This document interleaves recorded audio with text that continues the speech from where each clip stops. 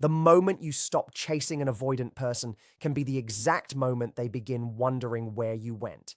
Read that again because most people do not believe it until they actually experience it. You have probably heard advice like text less, wait 3 days, act busy, or pretend you do not care. But none of those things are the real answer. The deeper reason has nothing to do with playing games or following some dating strategy. It has everything to do with what changes inside your own nervous system when you stop reacting to their distance.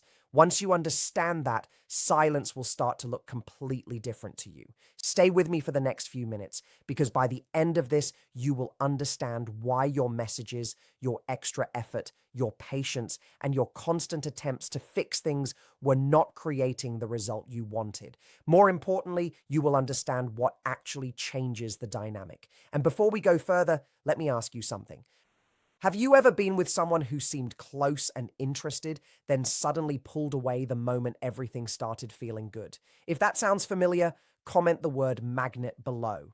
I want to know how many people watching this are experiencing the same pattern right now. And before we go deeper, remember four simple things. Comment magnet if you are watching because someone suddenly became distant. Subscribe if you want more videos about relationship psychology and emotional patterns. Turn on notifications so you do not miss the next breakdown. And stay until the end, because the final part explains the exact shift that can make an avoidant person begin looking back toward you again. Now, let us look at what may actually be happening inside an avoidant person's mind, because this is where many people misunderstand the entire situation. An avoidant attachment pattern is not always created by someone being heartless, uncaring, or emotionally empty. Very often it develops around fear. Somewhere earlier in life, closeness may have become connected with stress, disappointment, pressure, or emotional danger. Maybe a parent was unpredictable, maybe affection came with conditions, maybe opening up led to criticism, rejection, control, or painful silence. Over time, the nervous system can learn a very simple rule. Closeness feels risky, while distance feels safer. That rule can remain active even when the person grows older and cannot clearly explain where it came from. They may not consciously think, I am afraid of intimacy, so I need to leave. Instead, the reaction can happen automatically. They get close, they feel connected, then something inside them becomes uncomfortable. Suddenly they need space, they become quieter. Their replies change, their energy shifts, and the person on the other side often thinks, what did I do wrong? But sometimes the answer is not that you did something wrong. Sometimes the closeness itself activated something inside them. This is where emotional awareness becomes important. Emotional awareness is not about being endlessly patient or accepting every behavior. It is about seeing the pattern clearly and responding to reality instead of reacting to fear. And this is exactly where many people make the biggest mistake. When an avoidant person creates distance, the person who cares often interprets that distance as a problem that must immediately be solved. So they send another message, then another, they explain themselves, they ask if everything is okay, they offer reassurance, they try harder to prove that they are safe, loyal, understanding, and different from everyone else. But here is the strange part. What feels like love from your side can sometimes feel like pressure from their side. You are thinking, I am showing them that I care. Their nervous system may be experiencing it as, I cannot get enough space. And when someone already connects closeness with pressure, additional closeness can create an even stronger desire to retreat. That is why chasing often produces the opposite result from what you wanted. You move closer because you want reassurance. They move farther away because they feel overwhelmed. You become more anxious because they are distant. They become more distant because they sense your anxiety. Suddenly, both people are reacting to each other without understanding the cycle. And this is the part you really need to remember. You cannot create emotional safety by constantly abandoning your own emotional balance. You cannot force someone to feel safe by proving yourself over and over again. Sometimes the most powerful thing you can do is stop adding pressure to the situation, not as a trick, not to make them jealous, not to punish them, simply because you finally recognize that chasing someone who is moving away keeps you trapped inside the same cycle. Here is something almost nobody talks about. The urge to chase is often less about the other person and more about what is happening inside your own body. When someone suddenly becomes distant, your nervous system notices the change. Uncertainty appears. You do not know what they are thinking. You do not know whether they still care. You do not know whether they are coming back. And the human brain hates unanswered questions, especially when emotions are involved. So your mind starts searching for an action that might reduce the discomfort. You check your phone, you reread old messages, you look at their activity, you think about what you should say, you write a message, delete it, rewrite it, and finally send it. Then you wait. That waiting creates even more tension, so you want to send another message. The cycle continues, and it can feel almost impossible to stop because taking action gives you a temporary sense of control. At least you are doing something. But doing something is not always the same as doing something useful. Sometimes the action is simply your nervous system trying to escape uncertainty. That does not mean you are weak. It does not mean you are desperate. It means your body is trying to protect you from an uncomfortable emotional state. But here is the important difference. Biology can explain your reaction, but it does not have to control your behavior. You can feel the urge without obeying it. You can miss someone without contacting them. You can feel uncertain without demanding an immediate answer. You can care deeply and still allow space to exist. And once you learn that skill, the entire dynamic begins to change. This is where the real shift happens. When you stop chasing, you are not trying to manipulate the avoidant person into missing you. You are changing your own position in the relationship. Instead of constantly monitoring their behavior, you return your attention to yourself. Instead of asking, how can I get them to come closer? You begin asking, why am I running after someone who is choosing distance? That question can change everything. Because when your emotional stability no longer depends on receiving a reply, your behavior becomes calmer. You stop sending messages simply to reduce anxiety. You stop explaining yourself repeatedly. You stop trying to convince someone of your value. You stop treating their silence like an emergency. And something important happens when that pressure disappears. The other person has room to experience their own thoughts and feelings without constantly being pulled into another conversation. They may begin wondering about you. They may notice your absence. They may start remembering the connection without also feeling the pressure that came with it. But remember this carefully. The goal is not to make them chase you.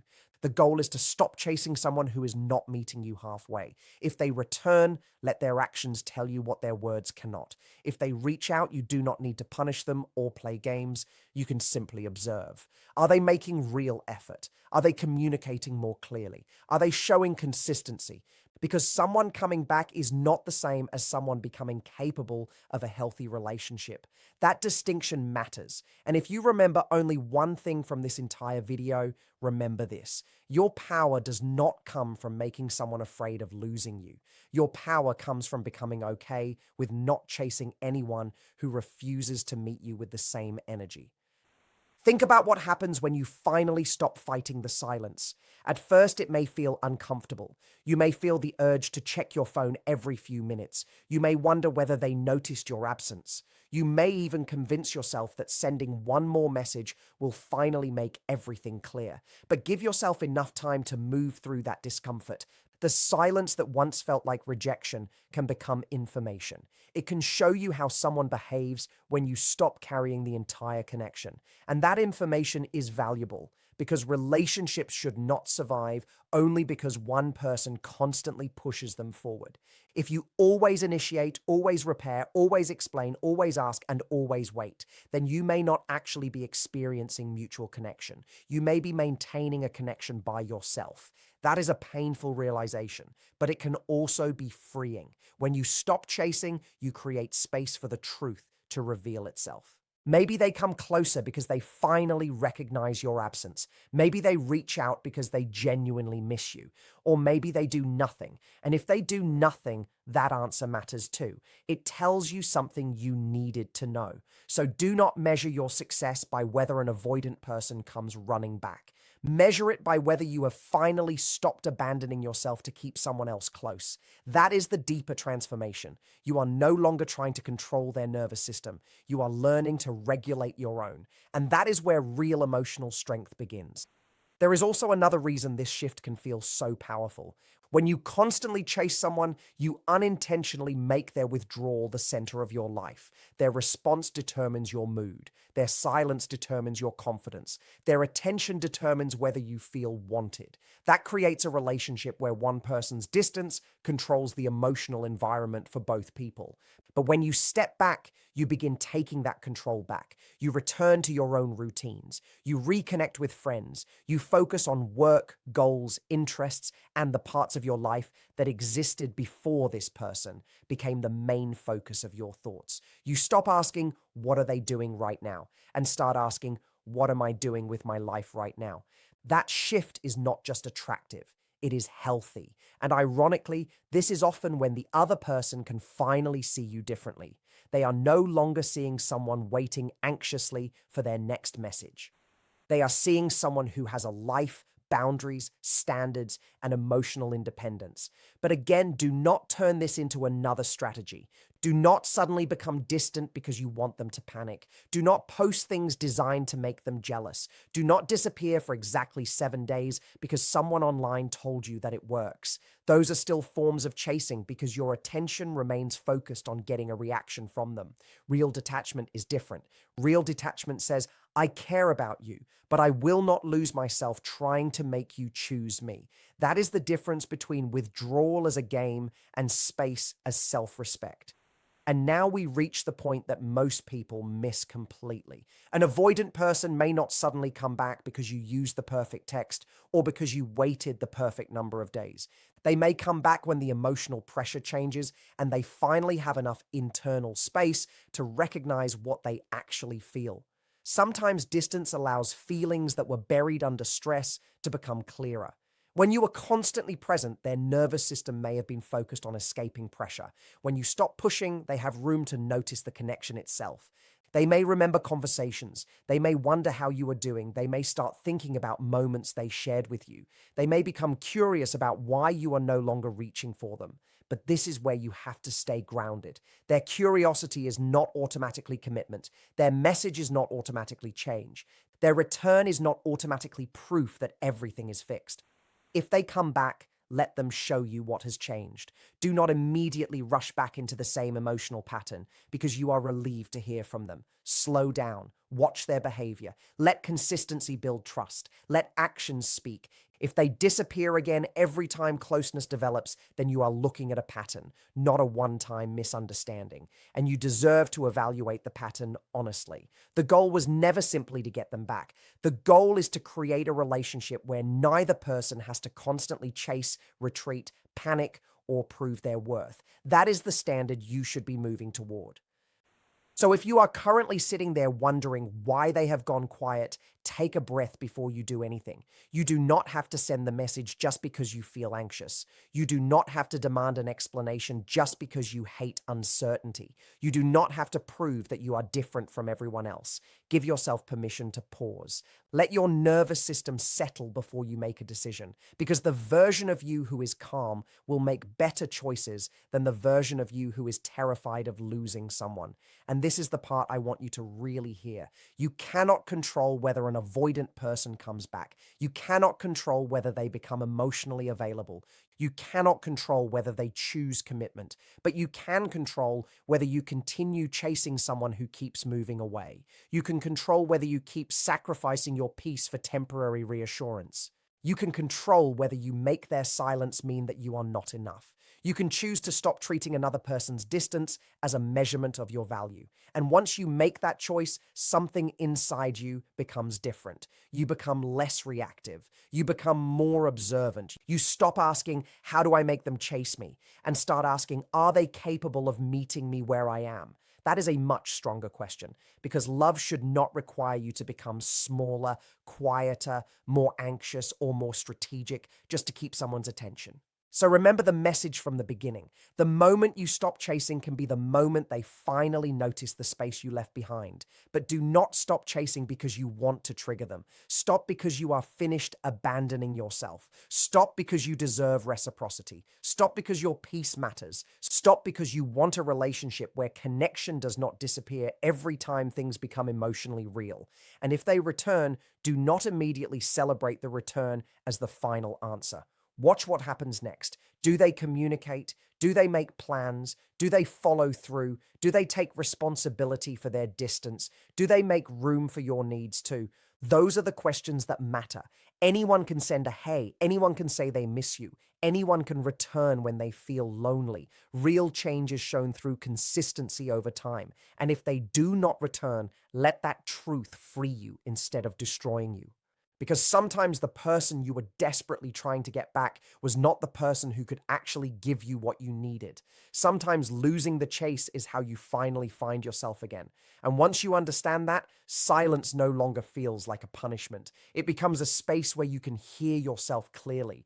You stop running after someone else's attention and start building a life that does not depend on it. That is when the entire dynamic changes. Not because you learned a trick, not because you played hard to get, but because you finally understood that the strongest attraction is not created by chasing harder. It begins when you stop abandoning yourself for someone else's approval. So, what is the one thing that can actually make an avoidant person start moving towards you? It is not mystery. It is not manipulation. It is not pretending you do not care. The real thing is emotional self-sufficiency that can be felt without you ever having to announce it.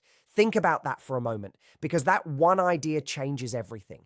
An avoidant person is usually not searching for someone who is simply unavailable. They are often, without even realizing it, responding to someone whose emotional stability does not depend on their behavior. Someone whose mood, confidence, and sense of worth do not rise and fall because a message was answered in 10 minutes or 3 hours.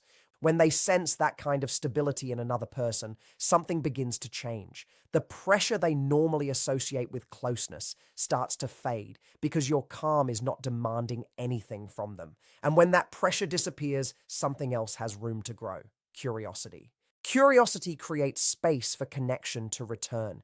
This is where most relationship advice misses the point. It tells you to pretend to have this quality. Act busy, post something that makes them jealous, wait before replying on purpose, try to look completely unaffected. But an avoidant nervous system can be very sensitive to what is real and what is being performed.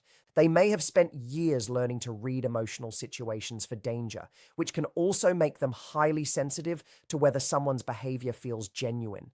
If your calm is just an act, eventually the act becomes visible. What pulls someone closer is not the appearance of independence, it is actual inner stability. And that is what we need to understand next, because saying be emotionally self-sufficient is easy. Building it is much harder. Real emotional self-sufficiency begins with something many people completely skip.